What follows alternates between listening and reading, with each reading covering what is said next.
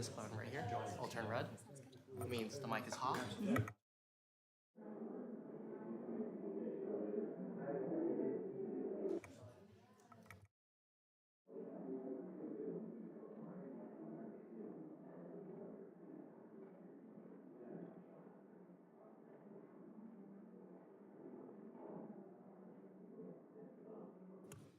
Is it on now? Try now. Yeah? Yeah. I think it's on. Good afternoon, everyone. My name is Kyle Parker. I'm Chief of Staff for the U.S. Helsinki Commission. On behalf of Chairman Roger Wicker, I want to welcome you all to this afternoon's briefing on Ukraine's air defense needs. We have a great panel, and we will have time for questions, to take questions from the audience following the presentations. And this is an on-the-record public briefing of the Helsinki Commission. It does produce a U.S. transcript. So it's a good opportunity to get some things on the record and learn something about this incredibly important and very timely discussion. So with that, I will turn it over to our moderator, Connor Lewis, who can introduce the topic and the panel, and we'll go from there. Thank you all. Great, thanks, Kyle. Good afternoon, everyone. I want to thank you for coming out today to attend this briefing, which we think arrives at a particularly important moment in Ukraine's struggle to preserve its sovereignty. My name is Connor Lewis. I'm a policy fellow here at the Helsinki Commission. I'll be moderating today's discussion, which brings together three distinguished panelists for a conversation focused on Ukraine's air defense and the constantly evolving challenges it faces. We titled this briefing Intercepting Terror because there really is no better way to characterize what Russia is currently doing in Ukraine.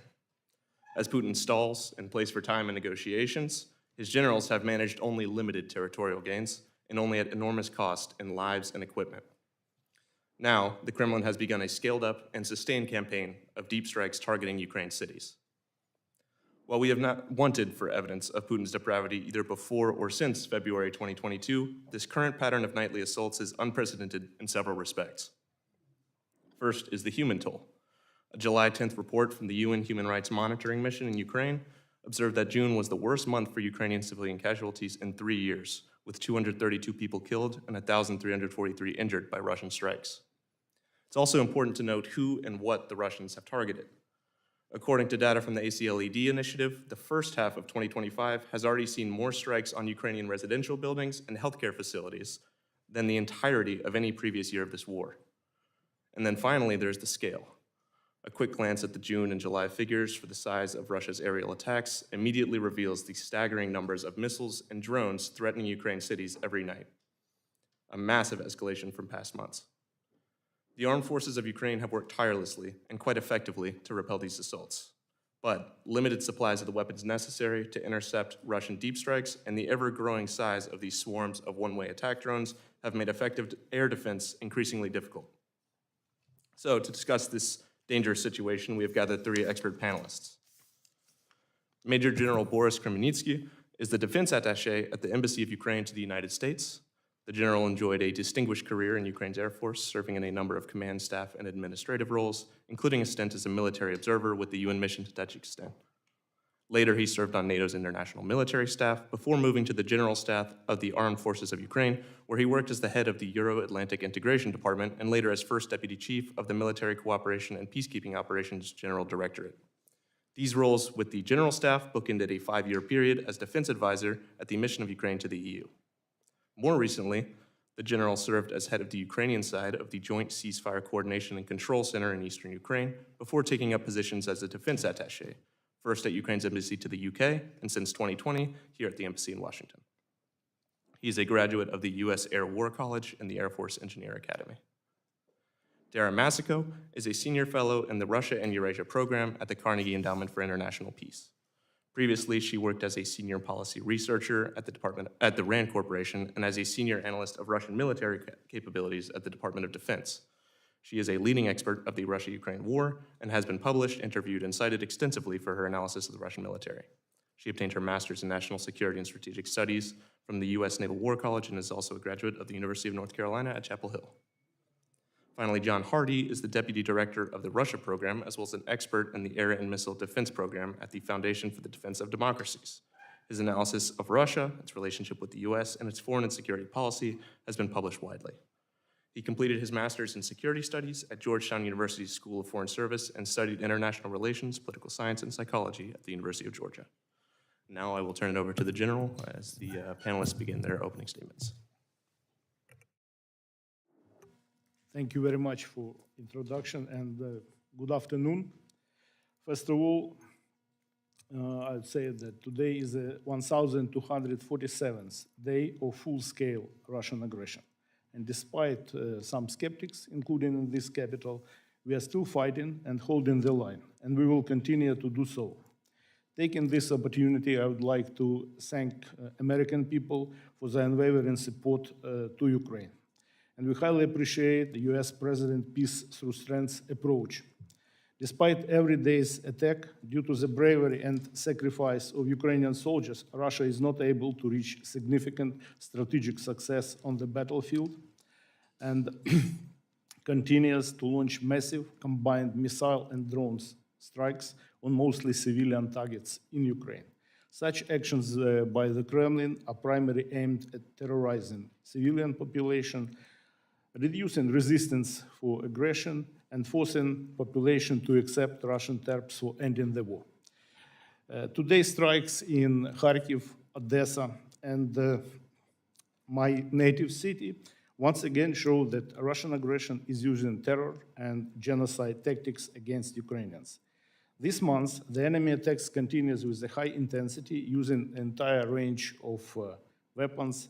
As of 22nd July, 160 missiles of various types were launched, including aeroballistic missiles type of Kinzhal, cruise missiles from strategic bombers, ballistic missiles Iskander type, or North Korean KN-23. And what is most painful, that some missiles, especially type of Ha-22, were transferred from Ukraine to Russia in 2000, when we were getting rid of strategic weapons. Now we can see serial numbers that some of these missiles coming back. At the same time, Russians are trying to solve the main task to destroy Ukrainian infrastructure through massive use of long-range unmanned aerial vehicles. In particular, they continue to intensify the use of strike drones. First couple years, there were Shahid 136, 131 Iranian-made drones. Now there are Russian-made Giran drones and Garpia types, and also simulators of false targets, Gerbera type. Such in 2 decades, during 2 decades of July, the enemy used the largest number of these unmanned vehicles. In July, 5,635 already in July.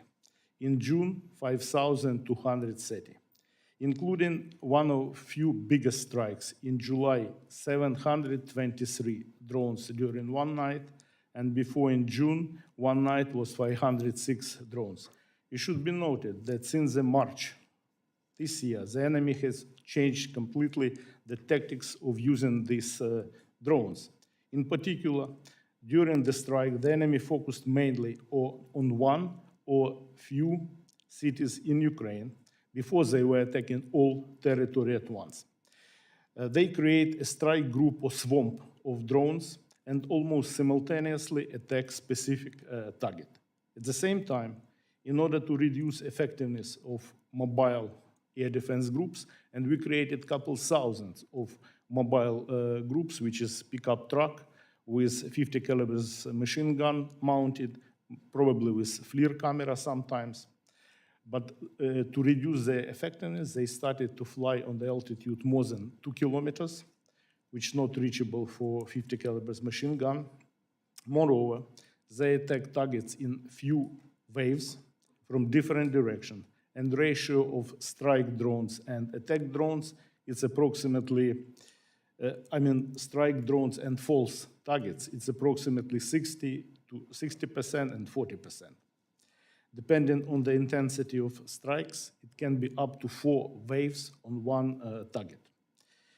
For 3 to 4 days, the enemy use up to 100 drones and then try to accumulate big quantity and then delivers more massive strike, which is combined with missiles, cruise missiles, and ballistic missiles. And also they continue to upgrade these drones. They equip them with cluster or cumulative warheads. And what we see now, they increase the weight of warhead up to 90 kilos. Before it was 50 kilos. Now they reduce range, but increase warhead. Also, they started to use on false targets, this Herbera type, up to 3 kilos of warhead, including what is absolutely unhuman, anti-personnel, this plastic PFM-1 mines, like butterfly type. I believe you know all of them. And of course, warhead as well. They also improve design of drones for difficult weather conditions.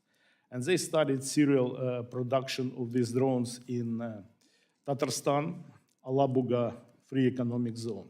And also they try to develop new type of drone, Giran 3, which is equipped with a turbojet engine and can fly up to 600 kilometers per hour. They also, and you know that one of the most effective ways to fight with this drone was electronic warfare.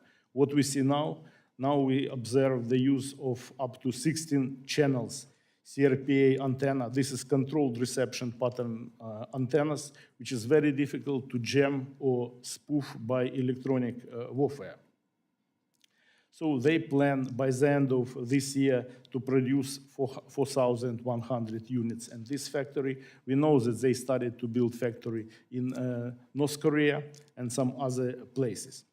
And so they also expand geography of launching bases. And we understand that the best way to fight these drones is not just only to shoot them over Ukraine, but to destroy bases and their launch pads where they're launching. So we believe that soon they will be able to increase attacks during one night, one day, up to 1,000 drones. And from this point of view, we see that air defense is really crucial. And since this war started 3.5 years ago, we were saying that priority for Ukraine is air defense, and we were asking our partners to support us in closing Ukrainian sky. We highly appreciate partners' support for providing Ukraine a variety of air defense systems, Patriot, SAM-T, NASAMS, Hawk, Mistral, and many others. Also some counter-UAS systems. And I can say that there is no country in the world which can deploy and sustain such quantity of different platforms and different systems. Also, we widely use non-kinetic air defense, like electronic warfare. And we need much more air defense to protect our cities and forces, and we appreciate any support in this area. Ukrainian armed forces developed and employ various new tactics. For example, with the Patriot, this system was never used in a way we are using it, using some its mobile capabilities and so on. And our experience shows that the key for success on the battlefield, and especially particularly in air defense, is absolutely asymmetric approach, innovations, and new disruptive technologies, like electronic warfare, different types, drone interceptors, and others. With our American partners, we also developed a project, you may saw it before in media, which called Frankensam, which is a unique way to combine Soviet-made launchers and Western-made missiles, and it's successfully deployed. Also, we use successfully fixed and rotary wing aircraft for air defense, and we really appreciate platform F-16 platform, which we widely use against cruise missiles and drones.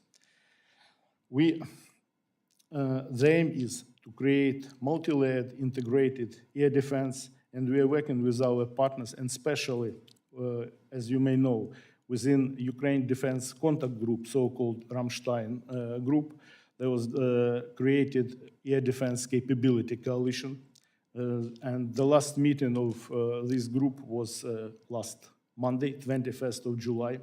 And they discussed a lot about details, how partners can improve air defense capabilities and provide Ukraine with additional systems. I believe you observe in media a lot of discussions on this. Ukraine is not only ready, requires air defense, but we are ready to share our own experience. We are ready to test on the battlefield all innovative new ideas and also all new disruptive technologies. We are working with our partners also on joint production of air defense systems, and we believe that our experience can be also used with our American friends while working on a Golden Dome air defense system. Thank you very much for your attention, and I'm ready to answer any questions.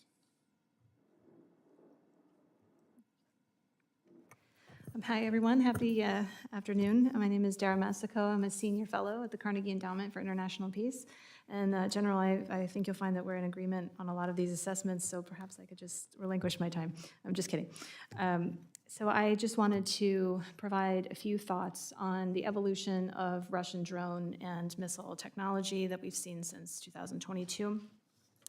So my views on this are as the Russian military continues to adapt and evolve and modify its missile strikes against Ukraine for increasing reliability and accuracy in an attempt to evade and saturate Ukrainian air defense systems.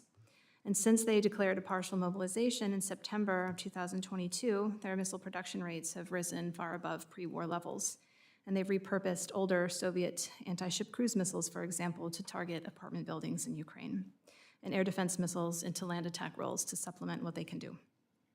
The dramatic increase in Russian one-way attack drones, many initially derived from Iranian designs, have supplemented Russia's missile stockpiles, and we see salvos against Ukraine varying from 30 missiles to over 150 to 200, although the larger salvos are more rare. The Russian military is regularly experimenting with different strike patterns, as the general has articulated, as they try to overwhelm Ukrainian air defense systems. These include techniques like varying missile flight paths that double back on targets, or they loop around cities for a few hours before they hit their intended target. They change altitudes, and they now employ different types of penetration aids like chaff, flare, or hardening against jamming. The Russian military is using complex attacks, again, as the general has already articulated, to coordinate their arrival times on a target from several different types of missiles, whether they be air-launched, sea-launched, ground-launched, from several different locations inside Russia or the Black Sea. And they are structured to arrive on target within minutes of one another in an attempt to saturate the defenders. This is not something that the Russian military was capable of doing in 2022, and unfortunately they continue to experiment with this to make it increasingly difficult for Ukraine's air defenders to engage. They also are using different types of warheads, occasionally cluster munitions, against civilian and military targets, in addition to the thermobaric rockets associated with long-range artillery systems like TOS-1 and TOS-2. And Ukrainian air defense teams are consistently and constantly improving their abilities to intercept these missiles, particularly against the cruise missile varieties. Ballistic missiles, they do pose more of a challenge, particularly missiles like the Kinzhal hypersonic missile, and some that have complicated flight profiles. They are difficult to intercept, or there's areas of Ukraine that have insufficient air defense coverage due to its size. And the air defense batteries and the air defense teams are high-value targets for the Russian Federation to try to destroy. And Russian reconnaissance strike has improved over the past 2 or 3 years to where if the Patriot teams are deployed too far forward and remain stationary for too long, they are often targeted with Iskander missiles near the front lines or within strike range. And the Russians are targeting a variety of military and civilian infrastructure, and while I don't have access to their targeting deck or their strike plans or what their intentions are, just from observing since for the past 3 years, I conclude that there appears to be no sufficient process or lack of effort to limit civilian collateral damage. And there are times where it appears that civilian facilities are themselves the target. Examples include, that we've all seen, include strikes at civilian hospitals, busy shopping centers in the middle of the day, high-rise apartment buildings that are targeted with Soviet-era missiles that were designed to sink an aircraft carrier, so there is no accuracy in an urban environment, or ballistic missiles that are armed with cluster munitions that land in populated city centers. A few words about drones. Again, the general has already articulated many of the challenges. In my view, this is the most dramatic aspect of the change in warfare in the past 3 years, has been the evolution in unmanned warfare and drone warfare by both the Ukrainian and the Russian militaries. This includes loitering munitions, first-person view drones, one-way attack drones, and other reconnaissance strike complexes that have made most types of movement within 30 kilometers of the front line on either side to be very difficult. And the rise of Russian wired or fiber optic drones since 2024 is a particular challenge to counter, although I do note that Ukraine is catching up quickly in this area. And the general's already articulated the production rates of the Shahed-2 drones at Albuga, so I'll just skip over that. And I do want to note the size of the attacks that we are looking at has risen even from January of this year to 100 drones per day to 500, 700 on average, and it's anticipated to climb. Not only are the numbers increasing, but the Russian engineers have made qualitative improvements to these one-way attack drones to make them more lethal and difficult to intercept, including dark paint, special coating in an attempt to reduce their flight signatures, pop-up maneuvers that they do at terminal descent, where they fly straight up and down to try to evade the Ukrainian air teams.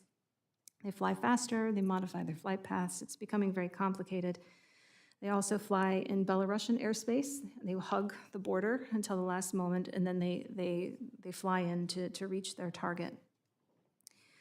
They are not just using them for attack, but they also use them for missions to map locations of Ukrainian air defense teams or other detection networks, other military assets, and as the general noted, they do add decoys to overwhelm or complicate the work of the air defenders. And I think we have to talk about what is happening right now in Kherson City. This is what is referred to as human safari, where Russian drone units there not only target military logistics around the city, but they are also specifically targeting civilians on the street of the city. Come on in, guys.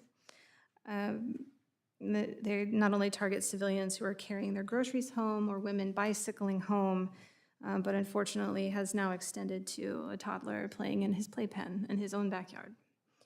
So this is a targeted harassment of the civilian population that has been underway since late 2022 when Russia had to leave the city. And I just wanted to include this line from the UN's Independent International Commission of Inquiry on Ukraine in May of this year that concluded, quote, Russian armed forces have committed the crimes against humanity of murder and the war crimes of attacking civilians through a month-long pattern of drone attacks targeting civilians on the right bank of the Dnipro River in Kherson province in Ukraine. It also found that these acts were committed with the primary purpose to spread terror among the civilian population in violation of international humanitarian law, close quote. This behavior, we should anticipate, could emerge elsewhere along the front line, even if there's a ceasefire in place, unless careful guardrails are established in the settlement. And a few concluding thoughts from me. The Ukrainian air defense network, as it is now, is not sufficient to protect all of the country, given the size and complexity of that task. But as long as this network is operational and supported by partners, it intercepts the majority of missiles, particularly cruise missiles, and it also has a deterring effect on the Russian Air Force.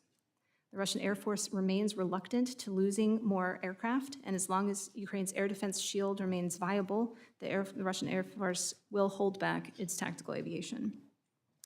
And by the Russians' own admission in their own defense publications, they admit that their own air defense network, while it's very dense and it's learning all the time, still faces critical challenges like friendly fire, and they find it difficult to engage Ukrainian drone strikes that are heading into Russia when they are flown in specific ways. And I think it's useful to remember, if this problem seems large and looming and growing, that there are still critical vulnerabilities in Russian military power that are enduring and can be exploited. And I would share the general's assessment that one of the most efficient and yet difficult ways is to reduce Russian missile strike potential is to damage or destroy the launch platforms themselves. This means certain types of ships, certain types of bombers, as Operation Spiderweb did, and various ground launch platforms. And I think more effective or purpose-built interceptors to use against Russian attack drones would also be critically important for Ukraine, given the rate of production increase that we are looking at this year. And there are rumors in different types of technologies in development to address this. And the bad news here, and there is quite a lot of it, is that Russia is aware of the slow production rates of Western air defense systems, Patriot NASAMS, IRIS-T.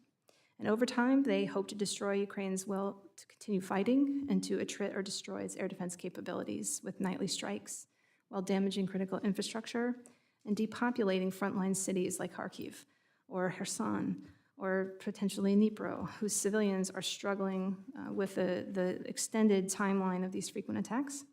And they seek to convince the West that they will never produce enough to resolve this challenge. But I have had the opportunity to meet with some of Ukraine's air defenders teams, and the ways that they are modifying our equipment, the partnership that we have, the way they are pushing the equipment to technical heights that we did not even think possible. It is a true partnership, and one that I hope continues. I've seen firsthand the operators, and I've seen firsthand the work that they do to protect the cities. So thank you very much for your time.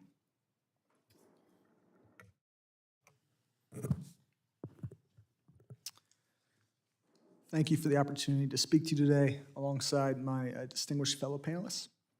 Our topic couldn't be more important or timely. Despite President Trump's repeated calls on Putin to stop, Ukraine continues to face a relentless assault, both on the ground and through the air. Putin apparently still clings to the hope that he can break Ukraine's resistance and outlast Western will.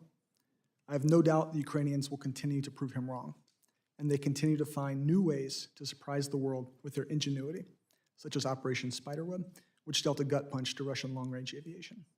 But Ukraine needs our help.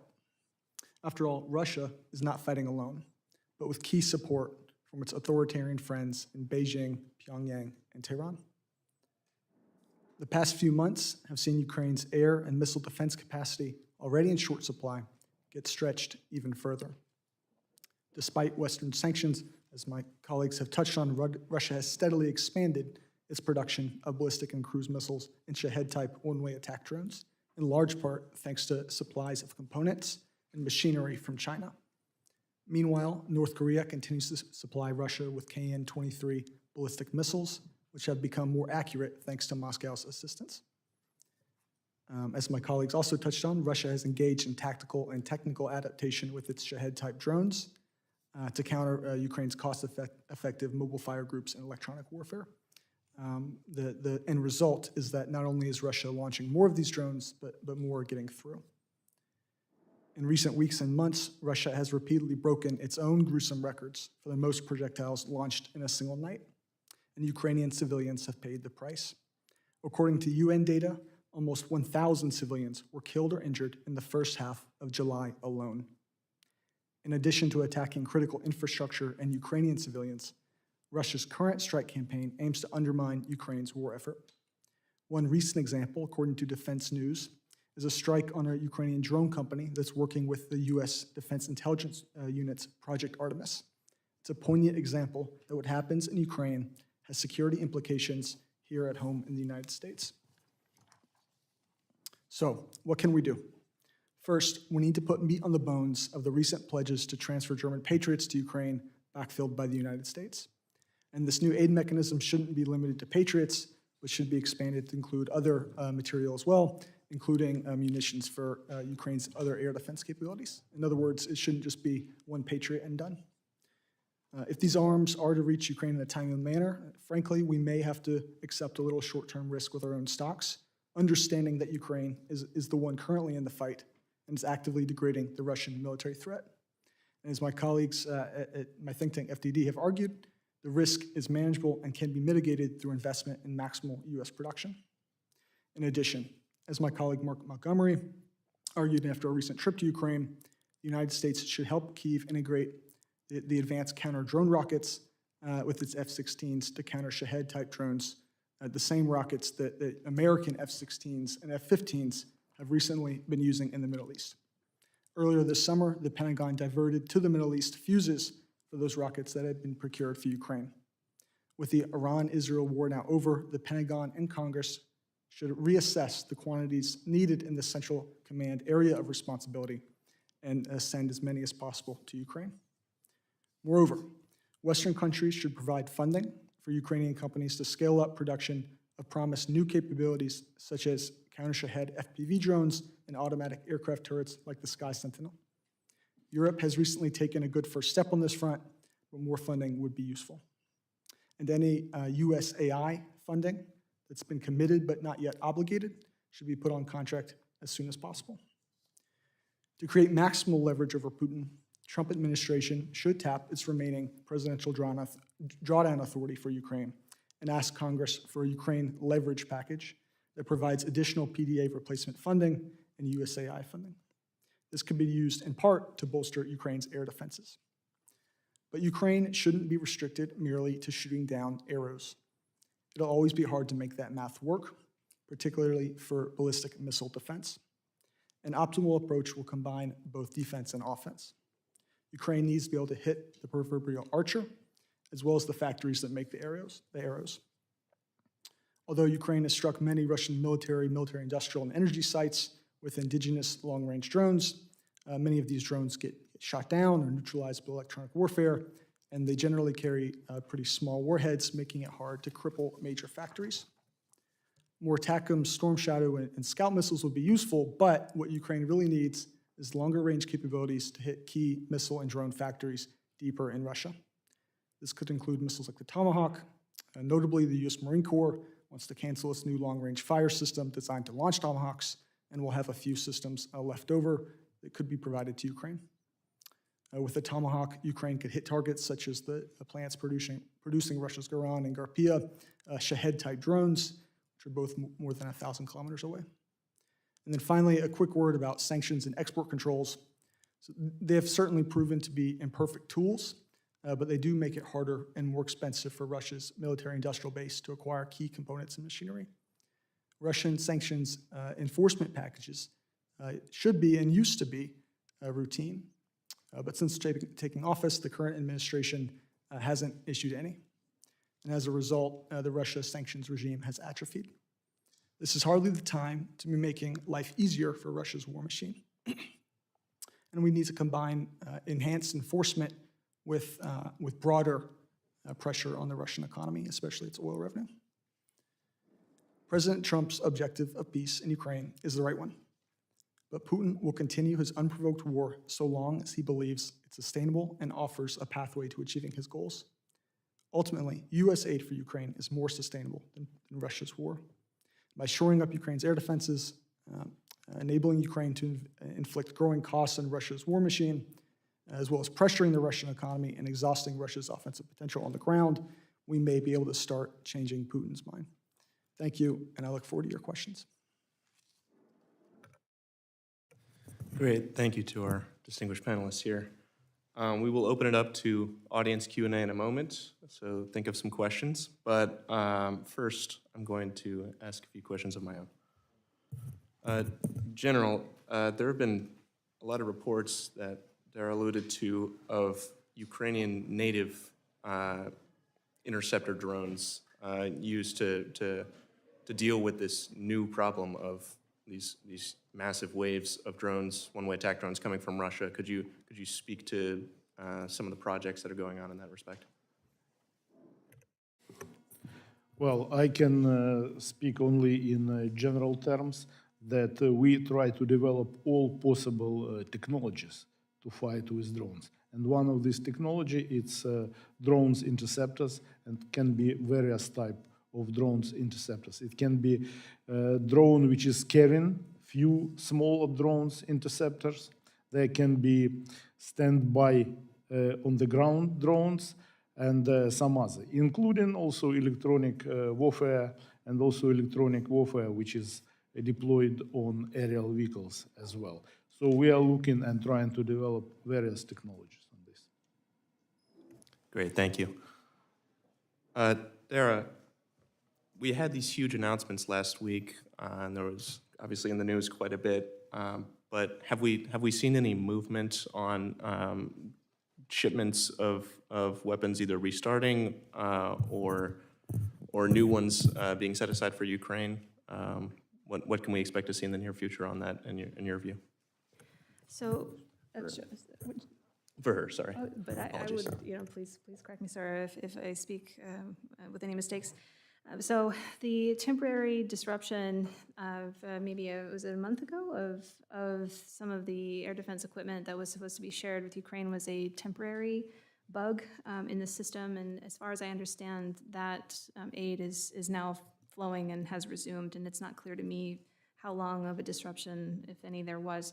In terms of developments over the past few days, I believe that additional millions have been allocated for various types of small arms ammunition and different types of interceptors to Ukraine. So I'm not sure the timelines on delivery exactly, but I was heartened to see that those are resuming. I believe the Hawk system is part of that as well. Yeah, General, if you have anything to add, that would be appreciated. Well, I can add that the flow is ongoing, which was already announced, and you can go on Pentagon website. It's very clear what was committed. So it's ongoing. Concerning yesterday's announcement that State Department approved something with Hawk and Bradleys, this is within ongoing commitments which were already declared. It's just notifying that this issue is done. So that's it. But we appreciate any help we have. And Ukraine Defense Contact Group, which was last Monday, also proved that there are some developments, including our European partners as well. So there is joint common understanding that assistance should continue. Great, thank you. And then, John, you had mentioned this idea of hitting the archer, not the arrow.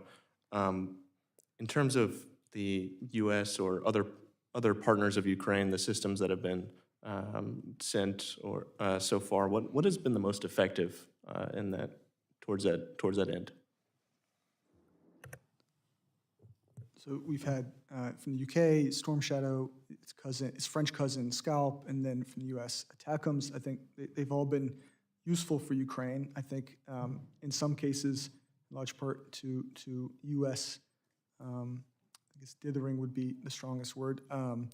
These missiles have been provided out of sequence with important decision points, and so they haven't been able to be used to their maximal extent.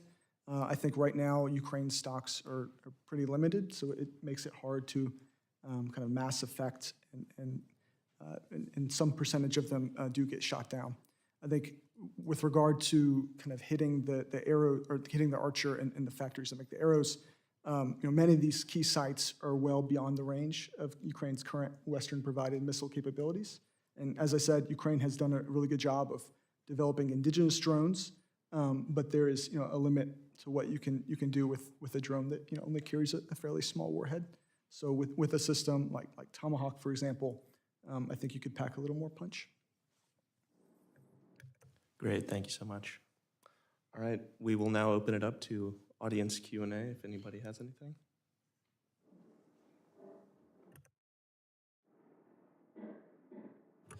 First, I'd like to say thank you all very much for being here. My name is Tyler Jacobs. I am an intern with the Helsinki Commission.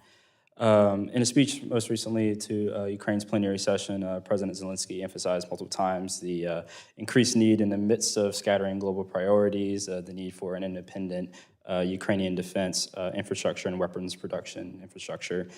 So what are the challenges to this goal, and how can the U.S. the U.S. and its allies partner with Ukraine in order to help develop Ukraine's own infrastructure projects in regards to drone and missile production?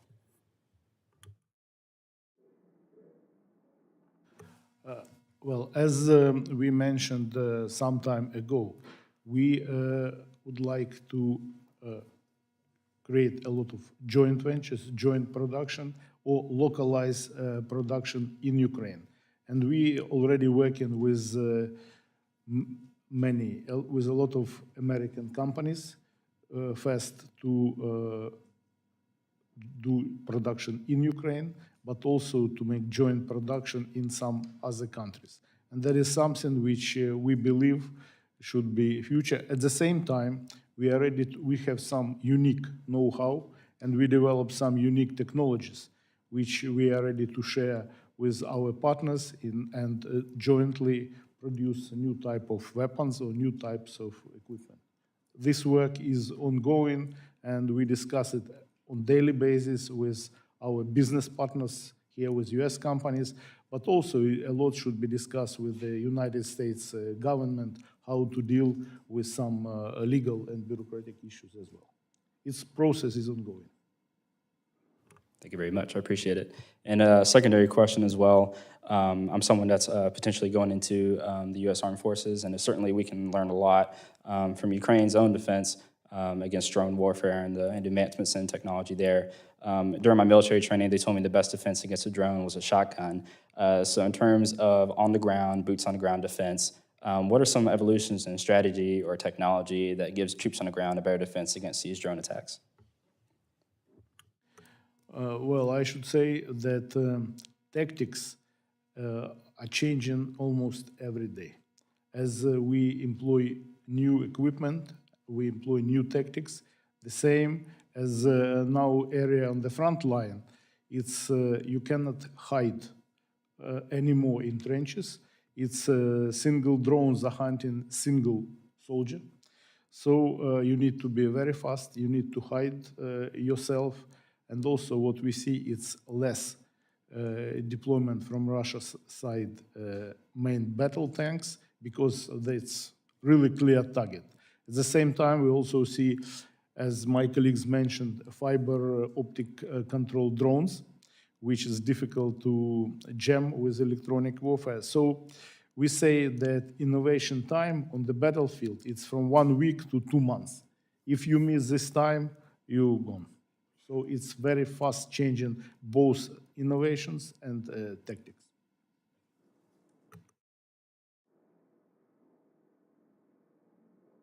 Please, yeah, you can come to the podium.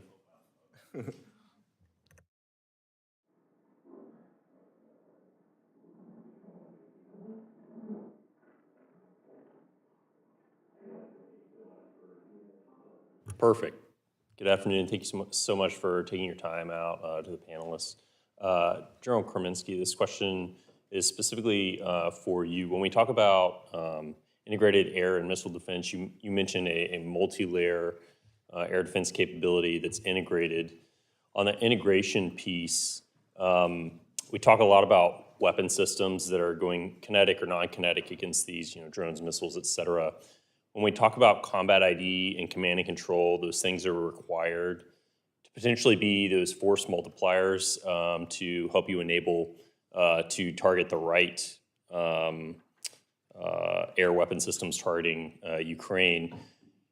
You might not be able to go into detail in this setting on like the specifics, but currently with your ability to combat ID and then command and control your forces to engage the weapon systems you want to in the time that you want to, what are your current challenges and capabilities? And then what do you need, or what would you like to have that could make that combat ID and command and control better? Well, it's a $1 million question, but in real terms, we understood, and everyone understands that command and control and situational awareness is the key in the modern, the key of modern warfare.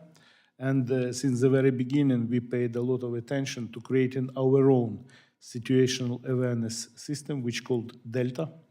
And this is open architecture system which you can plug in any other. For example, we also have our own electronic warfare situational awareness system which can be plugged into this Delta, and every combat commander on his level or her level can see what's going on in real terms. That is first. Second, having such big quantity of different platforms, it's quite difficult to not only to sustain them and maintain, but it's quite difficult to integrate them into something single. And we know there is good Link 16. I will mention Link 16, which all platforms actually which we receive from our partners can be integrated with Link 16. We are working on this, but also it doesn't mean we are not creating our own systems to integrate all these multiple platforms into one. That is one of priority questions because we have different sensors which belong to different units, different services, different branches, and we try to integrate them into one system. So this work is ongoing, and we appreciate some American companies and the Department of Defense, which is assisting us in creating this system.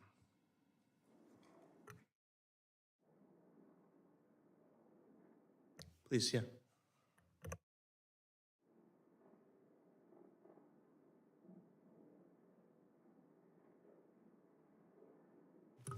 Thank you very much. Vavzinchenko, I work with Erasmus for Ukraine. Just a quick question. You did mention that Ukraine has limited stocks of Storm Shadows and Scalps. Well, Ukraine has limited stocks of everything, to be honest. Where are we on Taurus right now? So we have these conversations between the US and European allies concerning transfer of Patriots, transfer of other ammunition. And we do hear certain reports that Germans might be scared of Russians learning how to jam Tauruses, that they've learned how to jam Storm Shadows and Scalps. Where are we standing right now, if you have any knowledge about that? Thank you very much. Is that for me? Okay. I think you asked about Taurus. I can only tell you what I've seen in the press, which is the Germans kind of continue to tease it, but right now are not ready to provide it. And to that, I would just add, the Russians have learned how to jam certain munitions, and countermeasures are in place, and they learn how to. It's a constant game of evolution. But I would say that that's the way that warfare is. This fear of, oh no, they'll learn how to jam Taurus, and then what will we have? I mean, Taurus has been around for a very long time, just as Storm Shadows have, just as Attackams have. The nature of warfare is that you have to be pushing forward all the time. And this is a war that we're not direct combatants in. So I think that that's really a call to the defense industrial bases of Europe and the United States, that it's overdue to think about the next generation, in my opinion. Well, I can add that it's also very important not to just, we are working with all our partners to have more equipment you mentioned. At the same time, this is not remedy from what we have. The main idea is to develop our own production, and that is something which we believe will increase our capabilities. And we're also working on this. We pay a lot of attention to our own production. And the example with long-range drones, it's a good example how we managed to do it.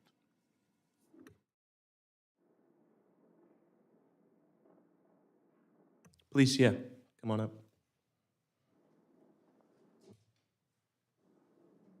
And if you'd introduce yourself when you get to the podium.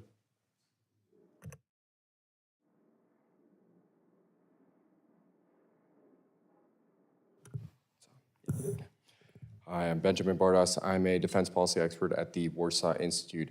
I just wanted to briefly ask upon the question, particularly around the front lines in the tactical and operational areas, regarding the frequency of the VKS's activities, particularly with their standoff munitions. So you guys touched upon the topic of the difficulty of intercepting and deterring Russian aviation near the front line, and right now recently in the Pokrovsk theater, and as well around turrets near Chasiv Yar and Kramatorsk, we have seen a dramatic uptick in Russian activity with their Fab 500s, with their glide bomb kits. And I just wanted to see, what do you see prospects-wise to solve this issue? So I want to back up a step and note that the reason why the main task of the Russian Air Force at this point is launching Fab bombs, or the glide bombs from 30, 70 kilometers back, that's their main mission now. And they're not playing a dominant role in this war, as Russia anticipated that they would from the beginning, because they are very concerned about being targeted again by Patriot, NASAM, IRIS-T. So that's the good news, is that they are not able to move forward. They are holding them back. They don't mind that they lose soldiers, but when it comes to losing fighter aviation, they're very conservative about it. But the glide bombs, they are a problem, and there really isn't an easy solution, because once they're airborne, there's only so far forward that Ukrainian air defense teams are comfortable moving before they're struck. The easiest way, given these limitations, is to try to attack VKS bases, which Ukrainian forces are doing with their drone attacks, and occasionally, if they're able to range them with other ammunition provided. The issue is that the Russians have already evolved and anticipated this, so they've pulled a lot of their fighter aviation back, at least from missile range from the Ukrainian border. It is an ongoing and very problematic challenge, I will say. I don't have an easy solution other than destroying the aircraft, but General, perhaps you have. Well, I have almost nothing to add, but this, yes, this is a problem. We try to develop something which can fight with these bombs while they're in the air, because they're also GPS guided, so we can change their precision. At the same time, as you mentioned, the best way to fight them is to destroy fighter jets and bombers which are carrying these bombs. And as you see recent days, they just using these bombs against civilians in the cities which are close to the border. They cannot fly in to Ukrainian airspace because of air defense, so they just terrorize civilian populations. But we are trying different ways to fight with this issue. I'd only add that if you look at the numbers that the Ukrainians report for the number of glide bombs used, it has really noticeably increased this year, despite kind of a lull over the winter due to weather reasons. And I'd also add that I think Operation Spiderweb was really successsul, but the more frequent type of attack you're going to see is the long-range drones. And the Russians have, over time, established counters to be able to defend against that with layers of air defense and EW. And they do scramble aircraft when they see a threat. So it certainly is a difficult challenge, and I join my colleagues in saying I don't have a great answer to it.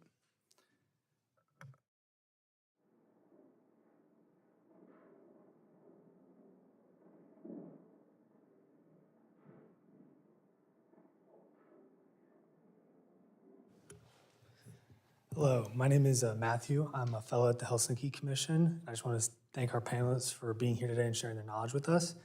There's a lot of talk today about Russia's increased drone production and increased capability to strike Ukraine. I was curious, with Russia's economic woes and lack of manpower in production, how long can Russia keep up this increased production? And how would secondary sanctions affect their ability to produce these drones? Well, I'll tackle the first part. So the Russian government at this point is comfortable borrowing from other aspects of its budget to finance this war at this level. I think there are limitations in how much farther they can go. They are not willing to put it beyond a certain level where it comes to destabilizing the politics inside the country. That's the line for the Kremlin. Unfortunately, we are seeing them making expansions in some of their defense industrial base, notably about ballistic missile production. They've learned that their cruise missiles are particularly vulnerable to interception, and so they're moving in a different direction. The drone production is assisted in some ways by Russia's partners. Obviously, the technology came from Iran. Russia has built upon it and modified it, Geran 2, Geran 3. They are also receiving components and machine tooling from China that helps them, particularly with fiber optic drones and their ability to scale up. So short of those factories not being able to produce anymore, that I think we should anticipate that this problem is going to continue on the current slow increase. But that being said, we have to keep in mind the vulnerability that the Kremlin has, and it's losing control, and they know that they cannot spend above certain levels before they start to lose control. So I don't know that there's much good news in there, but there are real limits and real constraints, and perhaps that segues into the sanctions question, which I am not equipped to answer. Thank you. I would say that, sanctions will never, experience has shown that sanctions aren't going to stop Russian production. And as we've already noted, Russian production of many things that rely on Western components has increased dramatically. I think sanctions do make it a little harder. And so right now, I think if I were Treasury and Commerce, I would be focused on not making Russia's life easier. And so that means that this sort of steady pace of enforcement packages we saw under the last administration, I think where secondary sanctions are probably could be most impactful is kind of on Russia's economy at large, especially oil revenue. If you look at Iran, for example, what secondary sanctions were able to do with their oil exports. With Russia, it's tougher, but there is potential there if there's political will. Thank you.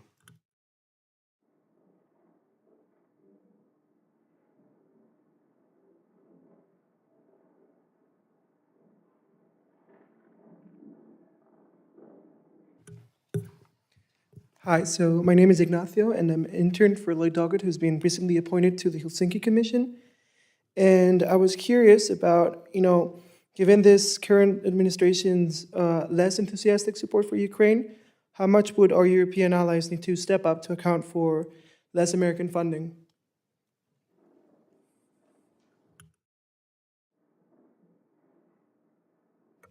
Is your question how, if we were to withdraw our funding or some of our supplies and how would that impact the war? I think that there's certain capabilities that various European companies can produce at higher levels, like Rheinmetall. They produce artillery, ammunition, and certainly seem to want to expand and have plans to do so. There are there's specialty equipment that only we produce, most notably the Patriot system and some of the ATACMS and Gimlers. But we are also thinking about creative ways to continue to supply Ukraine, which is going to our allies and partners and asking them if they would be comfortable providing their systems to Ukraine, and then the United States immediately backfills with production later on down the pipeline. And that's one way that we're managing it. The most critical aspect to continue, I think, is our partnership in terms of some of the less publicly available aspects of our relationship that the United States provides and has unique capabilities. And so far, that's continuing.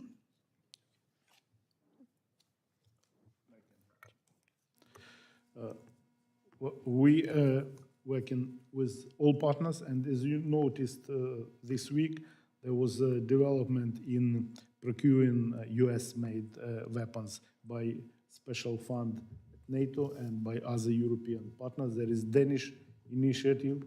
There is also a Czech initiative of ammunition. So within Ukraine Defense Contact Group, there are some few initiatives which can still assist in developing our capabilities. Thank you.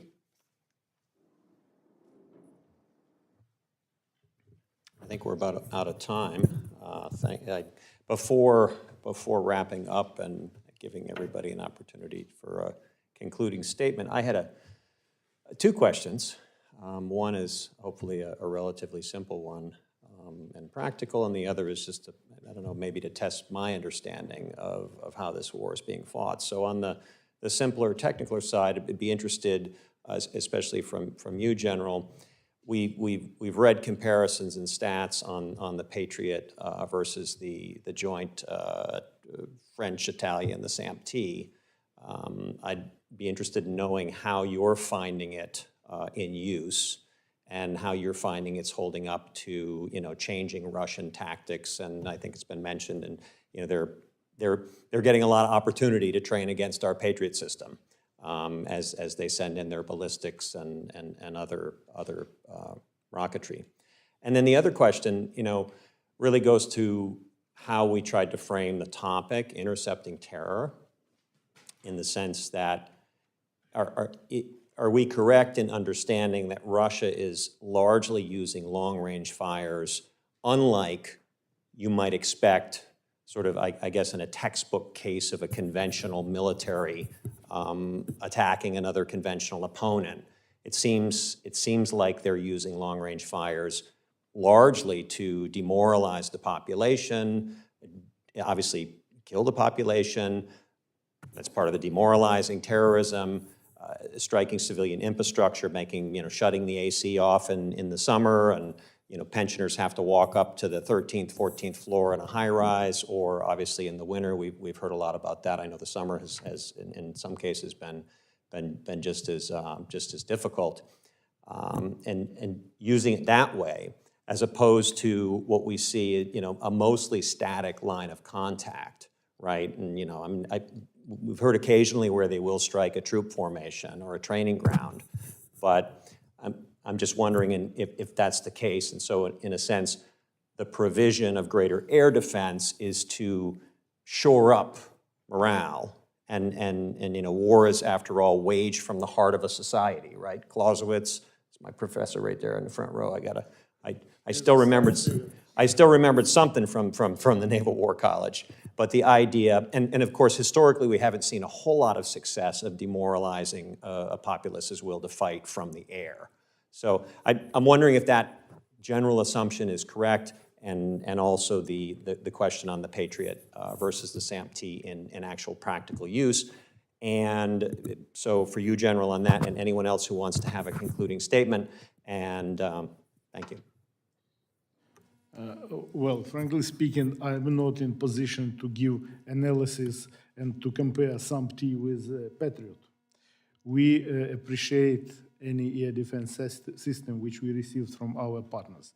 But there were some unique cases, for example, shooting first time in history to shooting hypersonic missile by Patriot. There were cases shooting Onyx missile, which is also hypersonic anti-ship missile. So both systems are capable, I'm sure. The problem is quantity of systems and quantity of interceptors, which we have if we compare with the quantity of missiles attacking our country. So I believe that sooner or later we can provide our partners some analysis of shortfalls or caveats of each of these systems, but it will be in the future and probably in different audience, I would say. Concerning your second question, I believe you're absolutely right.